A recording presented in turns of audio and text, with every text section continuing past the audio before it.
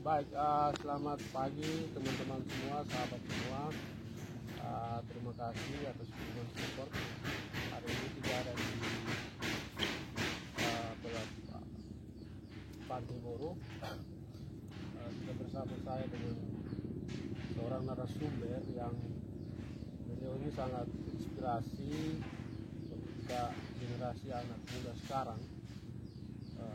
Lebih jelas nanti beliau sebelum kita tanya-tanya mungkin bisa memperkenalkan diri. Siap, baik. Terima kasih buat kesempatan yang diberikan. Terima kasih John. Perkenalkan, nama saya Edi Lowen, asal dari Muraga, tepatnya di Kampung Hoplen. Saya sebagai latar belakang studi saya itu S1 Bahasa Inggris. Sekarang pekerjaan sebagai wirausaha dan jalan tolong-tolong orang. Itu terlalu sedikit. Baik kakak, menurut informasi yang saya peroleh, saya lihat di Facebook ini, saya tertarik sekali ini sebenarnya. Tertarik bukan awal tetapi sesuatu yang untuk saat ini nih, kalau orang-orang itu tidak mungkin lakukan seperti itu, karena ini suatu hal yang mulia, tapi tidak diimbangi dengan intinya tidak punya pendapatan yang baik, tapi karena punya misi untuk menolong orang. Itu suatu hal yang luar biasa, apalagi dalam kondisi sekarang ini. Ini memang satu hal yang cukup mulia bagi saya. Jadi saya terinspirasi. Itu saya mengucapkan terima kasih sudah mau diskusi atau konfirmasi untuk bisa hadir bersama saya. Yang pertama mungkin kakak bisa menjelaskan kira-kira apa yang melatar belakangnya sehingga kakak punya keinginan seperti itu untuk membantu adik-adik. Baik, kalau yang melatar belakangi itu, yang pertama karena dulu waktu saya susah, khususnya dalam belajar bahasa Inggris, itu saya pernah sampai menyerah, ingin pindah jurusan. Karena waktu masuk kuliah itu beberapa teman sudah bisa berbahasa Inggris, jadi mereka sudah bisa omong di depan, bisa berdebat dengan dosen pakai bahasa Inggris. Luar biasa ya. Pokoknya sudah bisa omong dan boleh. Dan saat itu juga ada teman SMA, dia sudah bisa bahasa Inggris juga waktu SMA. Dia telepon tanya, ambil jurusan apa? Saya bilang, saya ambil bahasa Inggris. Dia bilang, otak batu begitu juga bisa ambil bahasa Inggris. Ya, nah, itu buat saya makin down. Betul kakak ya. Makin down, dan saya juga berusaha terus sulit maju. Jadi sempat menyerah dan ingin pindah jurusan ke jurusan biologi, karena waktu SMA saya suka sekali mata pelajaran biologi. Jadi bersyukur memang Tuhan punya cara yang berbeda. Jadi saat saya sudah benar-benar down, Tuhan pakai orang-orang tertentu, terutama teman-teman dalam organisasi, untuk menguatkan saya bahwa tidak ada yang mustahil. Jadi terus beriman di Tuhan Yesus dan terus berdoa dan bekerja keras, pasti Tuhan tolong. Dan saya berpikir, ya masa orang lain Tuhan Yesus tolong, kalau saya tidak, pasti Tuhan Yesus tolong juga. Ya sudah, saat itu saya berjuang sungguh-sungguh, modal saya hanya beriman dan membaca. Karena waktu itu Bapak sudah pensiun. Bapak kebetulan dulu guru SD. Guru SD ya. Jadi Bapak sudah pensiun, dan saat itu Bapak mengurus kami 4 orang berkuliah gitu. 3 orang guru kuliah untuk gurunya dan 1 orang perawat. Nah, perawat itu setiap bulan butuh uang yang mau dibilang punya juta, lebih dari 1-2 juta, dan Bapak kesulitan untuk mau fotokopi buku, mau beli buku, saya belajar, mau ikut les apalagi.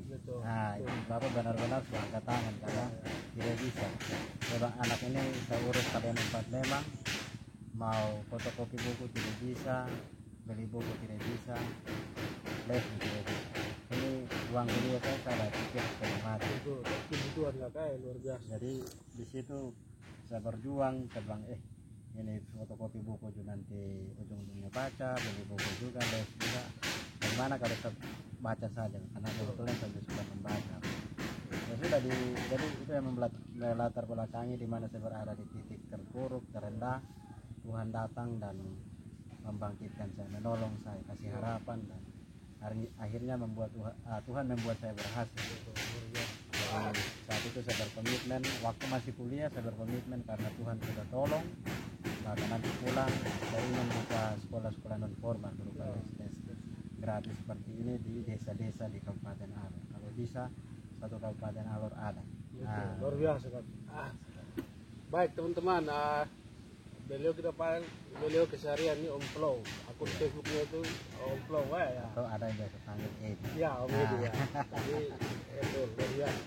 Jadi beliau punya kisah yang melatar belakangi sehingga beliau sekarang aktivitasnya itu guru bahasa Inggris, tapi tidak mengajar di sekolah formal. Beliau punya tugas itu menolong anak bangsa dengan cara sendiri. Itu suka keliling-keliling wilayah Kabupaten Alor. Nah, teman-teman perlu ketahui bahwa wilayah Kabupaten Alor ini memiliki topografi yang sangat ekstrim. Terdiri dari berbagai macam kepulauan, jalan masuk ke desa juga setengah mati.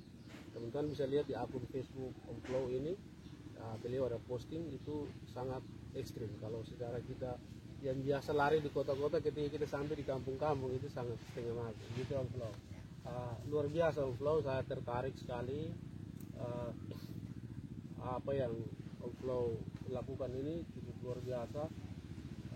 Mungkin bisa menceritakan kira-kira tingkat kesulitan ketika Om Flow turun di lapangan terus ketemu dengan adik-adik, itu dia punya tingkat kesulitan.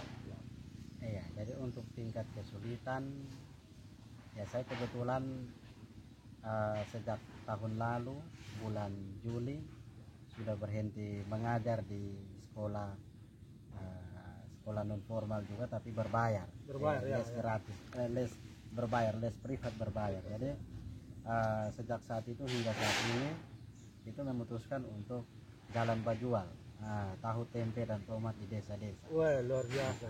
Jadi mau dibilang untuk tingkat kesulitan, yang pertama bagaimana saya harus berjuang menolong diri saya dulu untuk bertahan hidup. Karena kita sebagai pebisnis jalanan ini resikonya besar. Jadi tingkat kesulitan yang pertama itu kalau musim hujan kita harus siap kena hujan. Musim panas harus siap kena panas. Belum lagi para pembeli yang datang tanya-tanya tapi tidak beli dan mulai rendahkan kita. Itu yang pertama. Kalau tingkat kesulitan yang kedua dalam menjangkau anak-anak, itu ada anak-anak dan orang tua yang mana belum memahami pentingnya pendidikan. Jadi di mana kita harus berjuang untuk memberi pengertian tentang pentingnya pendidikan dan terus mengingatkan agar tetap hadir secara konsisten. Tapi yang pertama mau hadir dulu, itu yang pertama. Itu yang kedua. Kalau yang ketiga, ya ada orang-orang tertentu yang belum mengerti tentang pentingnya pendidikan, yang kadang bahkan sering ingin menghambat. Jadi itu tantangannya. Padahal kita niatnya untuk membantu ya. Supaya ke depan mereka berhasil, ya gaji yang mereka terima itu untuk mereka sendiri. Saya tidak minta Rp1.000 pun tidak. Karena bagi saya tugas saya ya jalankan misi pelayanan ini untuk Tuhan. Untuk ke depan berkat untuk saya Tuhan yang atur. Luar biasa, niat mulia sekali. Baik teman-teman, jadi Kakak Flow ini selain menjalankan misi pelayanan untuk anak-anak, beliau juga memiliki usaha yaitu berjual di jalan-jalan sambil jual ya Kakak. Sambil jalan sambil jual. Nah, ada satu informasi yang kami peroleh Kakak Flow ini, selain memberikan materi, beliau juga ada harus membayar upah kepada orang-orang yang dipercayakan untuk mengajar. Mungkin kakak bisa sampaikan ada mungkin ada buka lapangan pekerjaan buat teman-teman yang lain selain kakak sendiri usaha, tetapi tadi saya sedikit dengan informasi bahwa kakak ada bayar upah kasih orang lain untuk orang mengajar. Itu luar biasa, dari keterbatasan yang kakak miliki tetap kakak berusaha untuk bagaimana bisa menghidupi orang lain. Itu luar biasa. Kakak bisa menjelaskan sedikit. Baik. Nah, tapi sebelum ke sana tadi saya lupa untuk kesulitan yang terakhir itu bagaimana setiap minggu itu ya saya sudah buka les gratis seperti ini sejak tahun 2020. Itu kesulitan yang sering saya alami itu ketika pergi ke tempat-tempat les, anak-anak belum datang dan saya harus jalan kaki pergi cari mereka dan atau dengan motor pergi cari ke rumah-rumah, dan itu berulang-ulang. Itu kesulitannya. Jadi bahkan tahun 2020 yang saya buka di Pumai, tepatnya di Kecamatan Alor Timur Laut, itu belum ada kendaraan, jadi saya harus ojek pulang pergi. Saya harus siap setiap minggu 80.000 sampai 100.000. Syukur-syukur ada teman yang antar. Itu selama 1 tahun, dan itu saya harus, karena belum ada motor, hampir setiap minggu saya harus jalan cari mereka dari rumah ke rumah. Dan kadang sudah sampai di rumah, orang tua mereka bilang, aduh anak lagi ke gunung, anak lagi ke sawah, anak lagi ke kebun. Ya sabar-sabar saja karena memang itu pelayanan. Jadi kadang yang datang cuma 2-3 orang, ya bersyukur saja dan jalankan tugas untuk mengajar ya. Dengan harapan ke depan mereka berhasil dan mereka bisa jadi pemimpin yang takut Tuhan, yang berintegritas. Terus yang tadi itu terkait kakak sambil mengajar terus sambil memberikan orang penghasilan, yang dia punya. Aku bisa menjelaskan sedikit. Baik, memang itu sudah menjadi rencana juga sejak waktu kuliah, ingin berjejaring karena saya terbatas. Saya punya niat yang besar untuk membangun alur di bidang pendidikan, tetapi kalau saya berjalan sendiri sulit juga. Jadi saya ingin bekerja sama dengan teman-teman.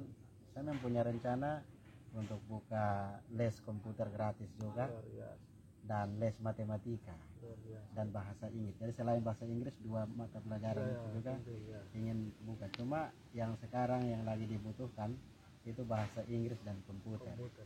Kalau matematika memang dibutuhkan juga, tapi belum terlalu mendesak bagi saya. Jadi saya fokusnya di komputer. Untuk saat ini saya sudah bersurat dan dari pihak desa sudah terima, tepatnya di desa Probur Selatan, desa persiapan Probur Selatan dan desa Probur Utara. Itu saya sudah dapat 2 pengajar dan rencana lagi buka di desa Orgen dan desa Tribun, di satu desa. Nah, itu rencana dalam waktu dekat ini akan bertemu calon pengajar dan akan bersurat lagi ke sana untuk mengadakan les gratis di sana. Itu untuk umum, mulai dari anak SMP sampai masyarakat yang mungkin ingin terlibat dalam aparat desa. Kan sekarang aparat desa harus paham komputer juga. Setuju, Kak. Jadi itu saya ingin bantu teman-teman yang di kampung-kampung yang mungkin masih honor untuk menambah mereka penghasilan. Jadi saya jalan berjual, jalan urus orang. Saya juga rindu teman-teman yang lain juga dapat penghasilan dan bisa bagikan ilmu ke teman-teman lain. Berarti hasil jual ini kakak nanti bagikan ke teman-teman yang lain.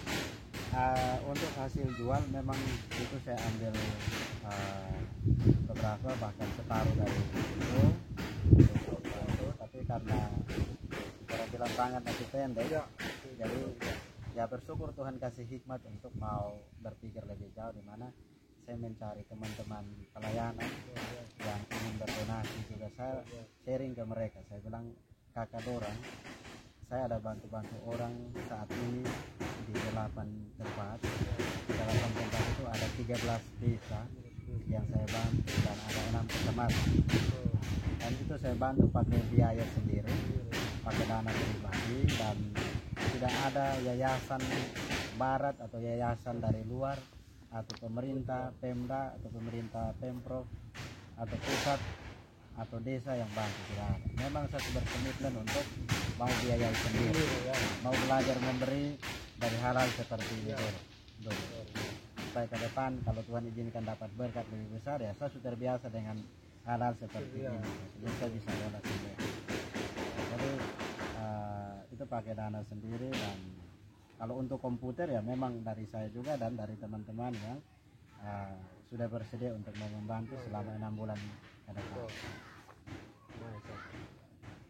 Dan itu saat saya kasih tahu ke teman-teman donatur, saya bilang uang itu untuk mereka dan bukan untuk saya. Nanti pada saat penerimaan uang saya akan ambil video, ambil foto supaya teman-teman donatur juga percaya kalau saya sudah jujur. Nah, nanti mereka bilang itu uang murni untuk saya, kan sudah baik. Bentuk pertanggungjawabannya kan ya. Harus belajar bertanggung jawab dari hal-hal kecil. Ya. Baik teman-teman, nah itu bisa pembelajaran yang perjalanan yang dialami oleh Om Flo saat beliau berbagi ilmu tanpa harus dibayar.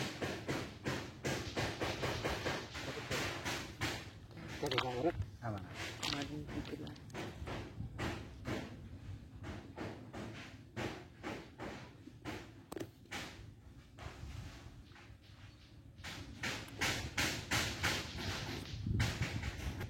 Baik, selanjutnya kakak,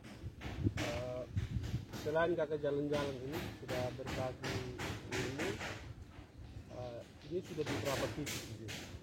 Kalau untuk saat ini, kalau sejak tahun 2020 selama 1 tahun itu saya buka les gratis di Pumai, di Kecamatan Alor Timur Laut. Setelah itu sampai tahun 2021, tahun 2021 bulan November saya buka, sampai bulan Juni 2022 saya buka untuk adik-adik mahasiswa UNR.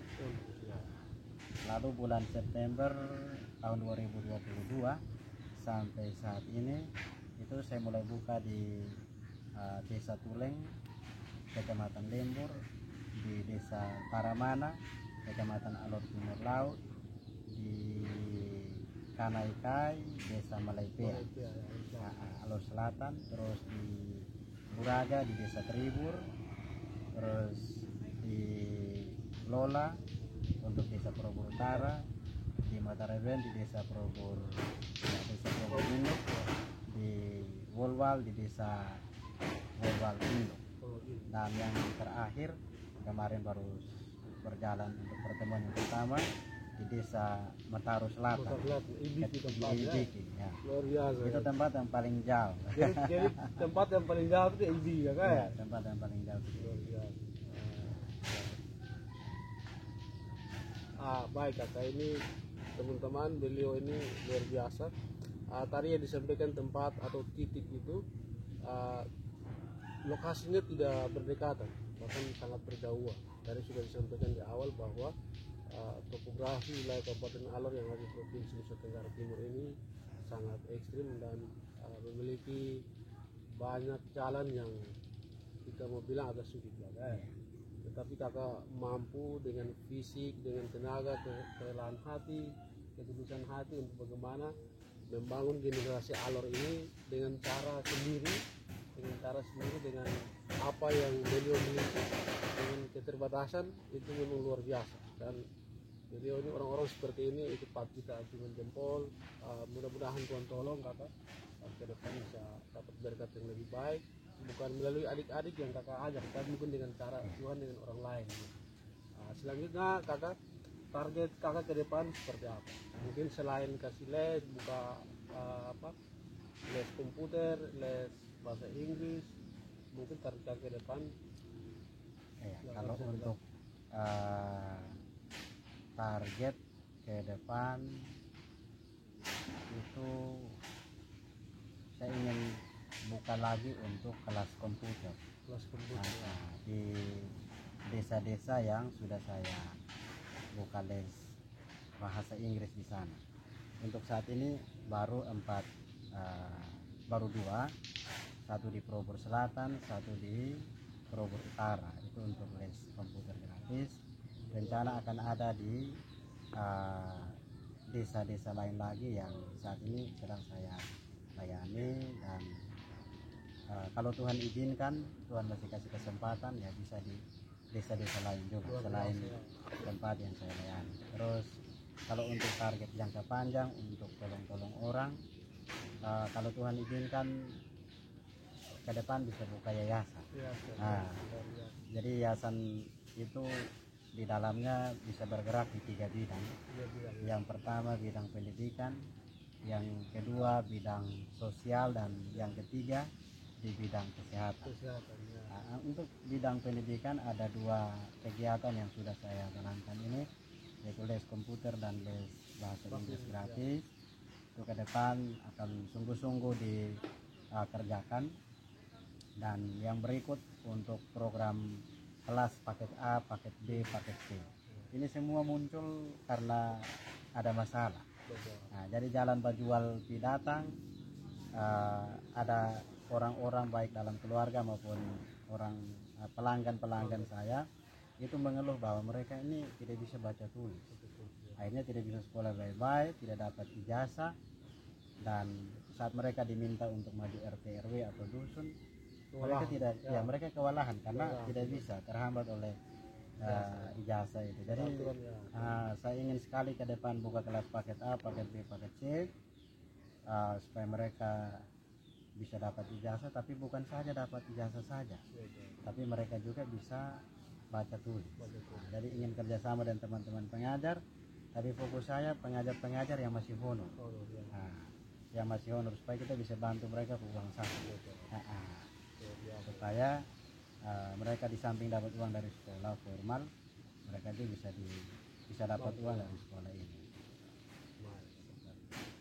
Tapi memang, dan juga itu untuk bidang pendidikan. Kalau bidang sosial, itu pun munculnya dari masalah juga yang saya lihat di masyarakat.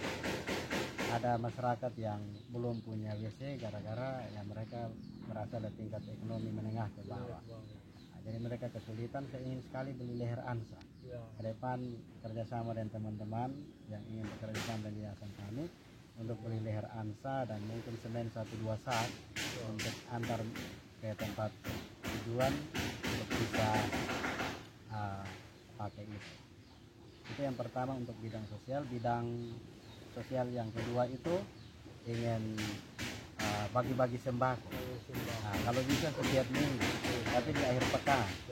Nah, kerjasama dengan teman-teman, tapi jangan sembako full 9 bahan pokok. Jadi mungkin 2 atau 3 dari 9 bahan pokok. Ya, karena kebetulan saya jual tahu tempe. Mungkin ke depan memulai dengan tahu tempe dulu. Nah, apa jadi, yang ada dulu kakak? Ya, jadi tahu 5.000, tempe 5.000, dan minyak goreng yang harga 7-8.000 itu tahu. Tapi itu sasarannya ke orang-orang yang bantu janda, yatim piatu, atau mungkin masih ada orang tua tapi mereka benar-benar berasal dari kelas ekonomi menengah ke bawah. Itu harus survei dulu sebelumnya. Setelah itu baru kita antar ke sana. Jadi setiap minggu mungkin setiap minggu satu desa, minggu berikut mungkin desa berikut, atau mungkin satu desa itu sebutnya ke beberapa dusun dulu sampai full terbagi semua dulu, baru kita pindah ke desa-desa yang lain. Itu untuk bidang sosial. Kalau bidang kesehatan ingin bagi-bagi kulambu. Nah, bagi-bagi kulambu ke masyarakat yang benar-benar kurang mampu. Nah, karena itu kan bisa menunjukkan demam berdarah ke depan. Itu yang untuk kesehatan sih. Itu untuk kesehatan ya kulambu itu, dan mimpi paling besar untuk kesehatan adakan pengobatan gratis begitu. Jadi nanti survei dulu ke masyarakat yang benar-benar sakit apa begitu, dan mereka benar-benar kesulitan dia, ya sudah kita berusaha untuk ya mungkin galang dana dan sebagainya. Luar biasa kakak. Yang berikut kakak, yang terakhir mungkin kakak bisa menjelaskan apa namanya dari mimpi-mimpi yang kakak sampaikan tadi ini. Kalau kita kaitkan dengan situasi sekarang itu memang agak sulit ya kan, itu kita siap terima. Tapi optimis yang kakak miliki ini luar biasa.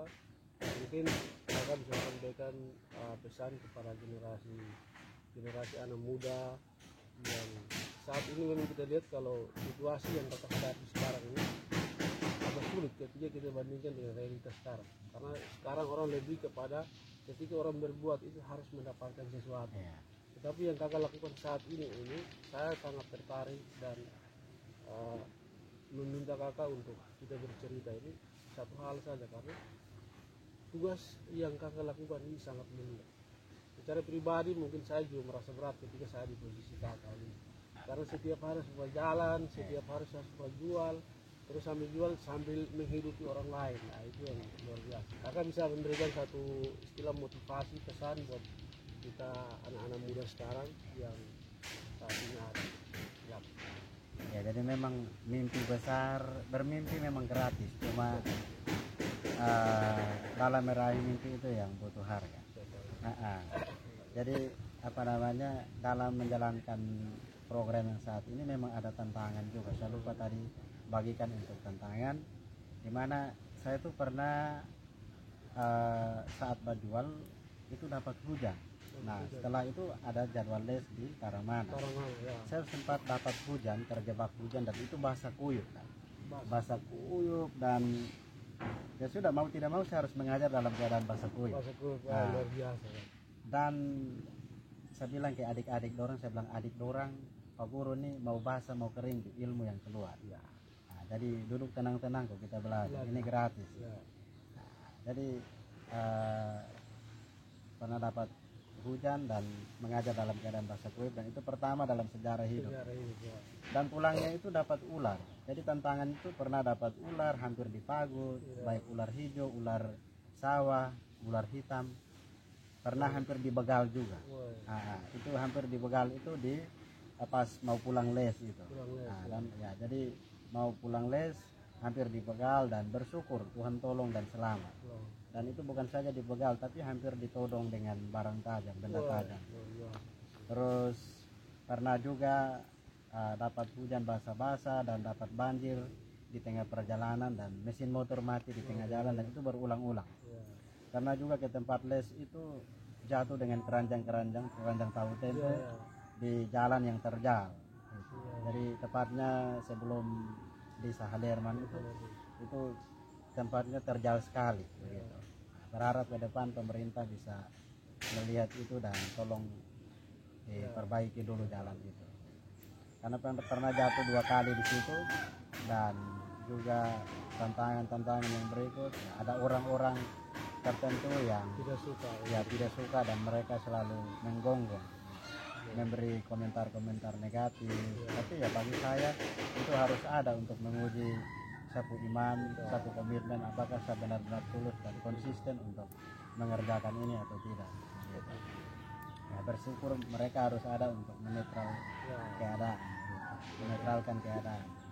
Pengawasan. Ya, pengawasan. Nah, mereka harus ada. Terus untuk ke depan ya memang saya sangat optimis, karena saya percaya Tuhan yang memimpin saat saya memulai mengerjakan ini, maka Tuhan Yesus yang sama juga akan menolong saya untuk dapat menyelesaikan ini. Mungkin sampai saya dipanggil pulang, itu pun ya saya berharap satu anak cucu bisa lanjutkan program ini. Nah, memang ini ke depan besar, apalagi mimpi untuk buka yayasan dan bergerak di 3 bidang ini tantangannya besar. Tantangan yang salah satunya dalam menjaring partner untuk bekerja sama, itu yang agak sulit ke depan. Tapi saya percaya Tuhan akan bukakan, Tuhan akan hadirkan orang-orang yang tepat untuk bisa bekerja sama ke depan. Karena itu saya satu orang yang ketika melihat orang sulit, orang susah, saya ingin bantu. Apapun yang terjadi saya ingin bantu. Sampai saat ini saya masih kos gitu. Jadi ada orang yang gonggong, ada orang yang bilang bukan gonggong, teman-teman, lo nih ada kos juga, kalau bisa urus diri sendiri lah, kasihan. Saya bilang tidak apa-apa, Tuhan mencukupi. Sampai saat ini saya masih hidup, Tuhan masih menolong saya untuk bisa bayar kos, urus yang lain-lain, dan bisa urus orang lain juga. Jadi saya percaya tantangan-tantangan yang ada saat ini Tuhan sudah menolong, maka yang ke depan pun Tuhan pasti menolong. dan bisa tolong banyak orang, bisa lebih banyak, bahkan sangat banyak. Ya tujuannya supaya ke depan mereka juga bisa bantu orang, supaya alur ini benar-benar maju. Ya berharap sih dari orang-orang yang saya bantu bisa muncul pemimpin-pemimpin ke depan yang takut akan Tuhan, pemimpin-pemimpin ke depan yang berintegritas, yang benar-benar punya hati yang mau melayani sampai ke akar-akar. Bukan itu sekedar omong saja atau bicara saja, tapi benar-benar turun tunduk dan kerjakan itu supaya orang-orang yang mau dilayani itu benar-benar ke depan sejahtera. Nah, begitu. Seperti itu. Terus harapan saya kepada teman-teman yang di luar sana, terkhususnya anak muda, ya apa yang kalian miliki saat ini, apa yang kalian alami, pasti kalian lagi mengalami kesulitan, gitu. Kalian juga lagi berjuang untuk urus diri sendiri, tapi mari kita harus terus mengurus diri kita juga, tetapi jangan lupa kita menoleh ke kiri, ke kanan, ke belakang untuk lihat orang-orang yang susah saat ini. Masih banyak orang yang susah, masih banyak orang yang susah, teman-teman. Mari kita berjuang, bergerak sesuai dengan kita punya passion, bergerak sesuai dengan kita punya panggilan untuk menjangkau orang-orang yang susah, yang sulit saat ini, baik anak-anak dan orang besar di kampung-kampung. Nah, kalau teman-teman ingin bekerja sama dengan saya, mari kita bekerja sama untuk membangun daerah kita, orang-orang yang sulit saat ini. Mari kita tolong sama-sama supaya mereka juga sejahtera, supaya ada keseimbangan ke depan antara pembangunan di desa dan di kota. Nah, seperti itu. Saya yakin teman-teman di luar sana itu punya talenta yang luar biasa. Bahkan ada yang lebih dari saya gitu. Cuma mereka belum bergerak maju. Ada yang mungkin ingin maju, cuma masih khawatir, masih berpikir tentang untung rugi. Saya bilang ya itu pasti akan Tuhan cukupkan. Intinya kita mau melangkah maju dulu, pasti dipimpin dan dimampukan Tuhan. Ada juga masih berpikir tentang masalah hidup, kebutuhan hidup. Ya kita bergerak dulu sampai urus, pasti semua ada. Baik Kakak, terima kasih. Luar biasa Kakak sudah bercerita, berbagi. Teman-teman, jadi apa yang disampaikan ini semoga bermanfaat, menjadi inspirasi buat kita semua. Satu hal yang kita harus ingat bersama bahwa berbuat baik itu tidak harus kaya. Berbuat baik itu tidak harus kita punya segalanya, tapi kita buat baik itu dengan hal-hal yang sederhana seperti yang Kakak Flow lakukan ini. Semoga ke depan beliau diberikan berkat, umur panjang, kesehatan, agar ketika jalan kemana-mana selalu dijaga oleh Tuhan. Kakak luar biasa. Terima kasih buat Kakak waktu mampir di channel Jenis Melaras. Jadi ini namanya Jenis Melaras. Jadi dia punya nama ini juga tidak Kakak. Kita berpikir punya kemampuan, tetapi secara finansial kita tidak mampu. Jadi dia punya nama itu Kakak ini. Terima kasih Kakak atas waktunya. Nanti kita berjumpa di lain waktu. Kita diskusi di lain waktu. Ini